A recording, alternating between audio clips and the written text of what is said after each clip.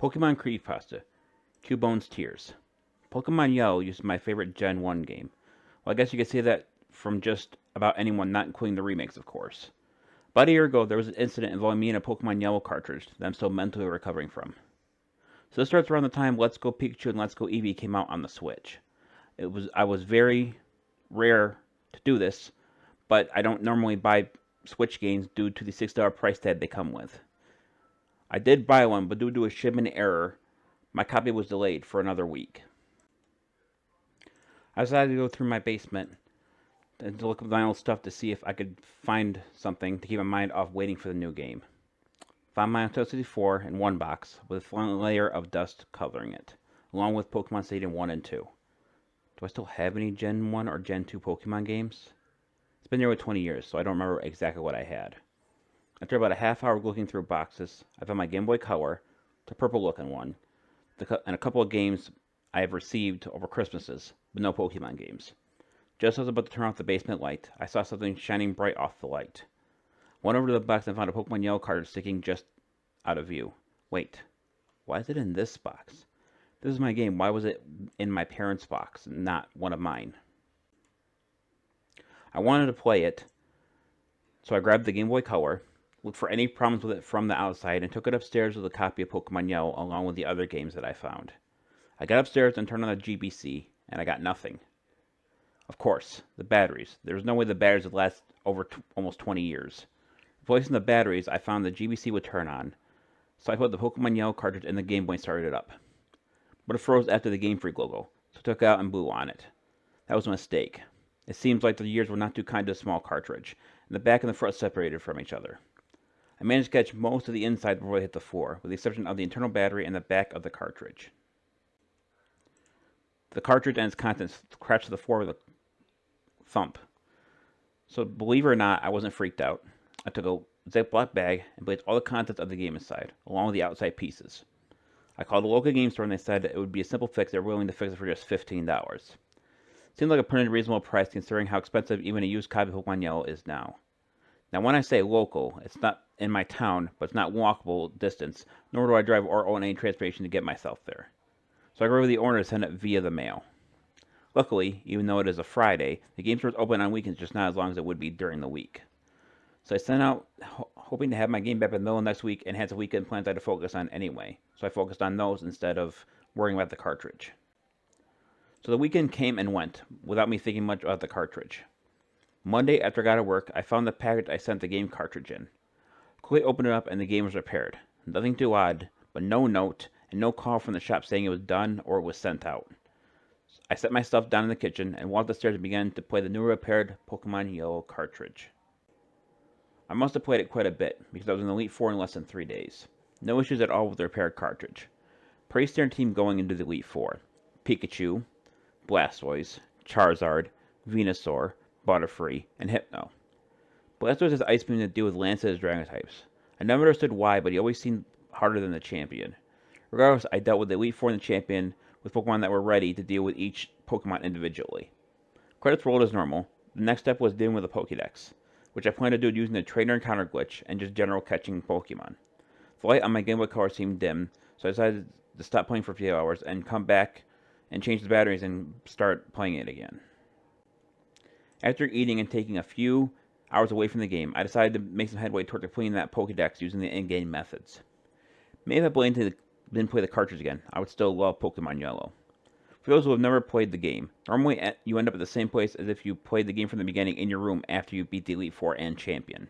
But no, instead I ended up at Mr. Fuji's house in Lavender Town. Nothing really wrong with the house itself, just no people inside.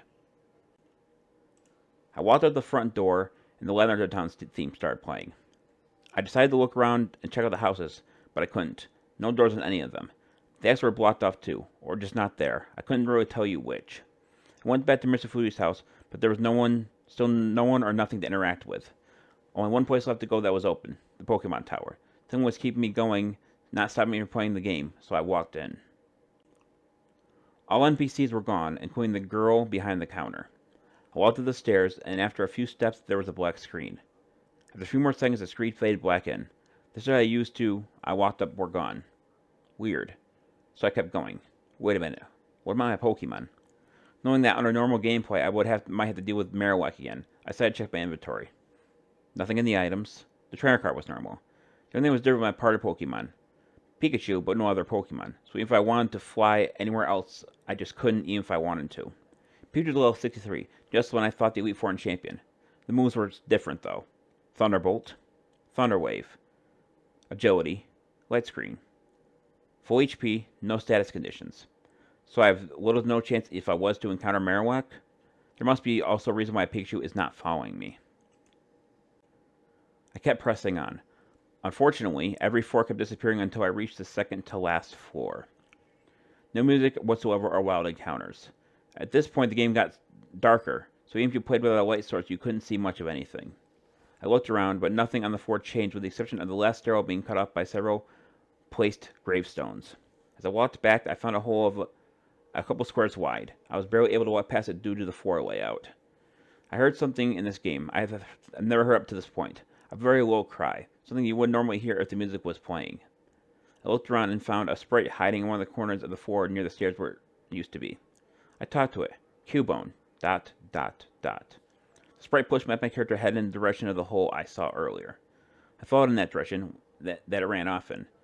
Now I had a problem as if I didn't have a problem yet.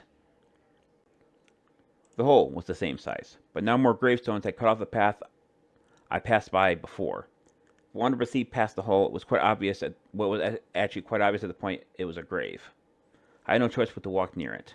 As I got halfway done walking past it, a text showed up my screen. Are you one of them? Feel our pain. A text box started up after the text box closed. The screen faded in. Marowak wants to battle. Pikachu was sent out. Marowak did not have a level or HP bar, just its name. Why did he even try to battle? Marowak is a ground type, so nothing I should be able to hurt him normally. But this is not a normal game. There's something obviously wrong with this game. There must be a way to hurt it. Pikachu used Thunder Wave. It doesn't affect the dead. Marowak. ... Pikachu used Light Screen, but it failed. Marowak. ... Pikachu used Agility, but it failed. Marowak. ... Thunderbolt was the only move left, I said. I was hoping that using it would say failed, and I was partially right. Pikachu used Thunderbolt. Sound for Thunderbolt played, but without any animation. It sounded like it connected, but then the game started to freeze. Is it over? The screen flashed black and white. To my horror, when the screen faded back in, Marowak was still there, but the sprite was horribly disfigured. The bone it normally wields was at its feet, broken in half. You could no longer see its eyes. They were hollow and with blood seeping out of them. Its tail was near the front of its body, but was cut in half, with part of it being on the floor to its right side. The left arm was missing. The right arm was pointing toward Pikachu like it was reaching out for it. Marowak used Struggle. There was no animation, and Pikachu immediately lost every HP point it had. Pikachu has fainted. Marowak. It's over. The battle faded away and my character was standing in front of the sprite of Marowak. All of a sudden my player was pushed into the grave. A loud cracking sound played, like the sound of a rock being thrown against a piece of metal. My Game Boy shut itself off by itself, and for a good few seconds I was unable to move my body. It's over. I heard something from behind me, and it had pushed me off the bed, and it felt like I got hit by a truck. I blacked out. The last thing I remember hearing was a voice saying, "He is not one of them."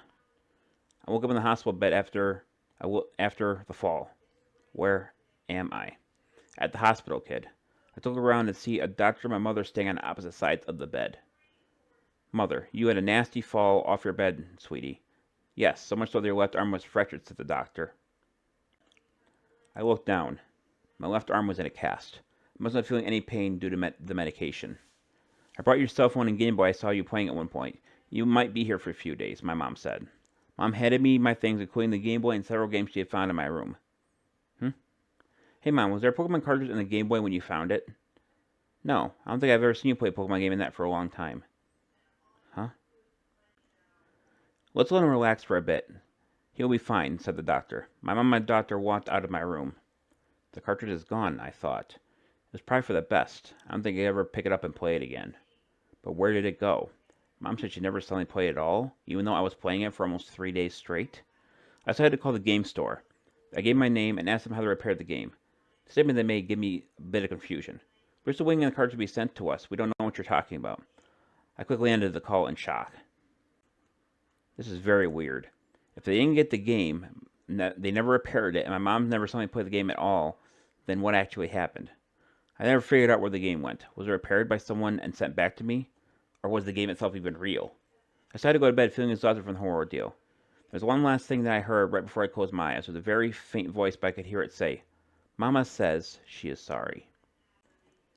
So this is Pokemon Creepypasta, Cubone's Tears. This is a personal creepypasta that I made. I do stumble my words a lot through this, and I also split into chunks, so I'm actually just taking them and putting them all together. Happy Halloween, everybody. I'm not sure if I'm any good at making these creepypastas. I'm not sure if I'm good at wording them. I'm not sure if my voice really works well for the creepypastas themselves. But if you guys have any suggestions on how to improve the creepypasta, or maybe something else, or have a suggestion to upload it to a site, let me know, and I'll see what I can do to help fix that. But anyway, this is the Pokemon Fan 1993 signing off. I'll see you guys in the next video. Until then, take care. Bye-bye.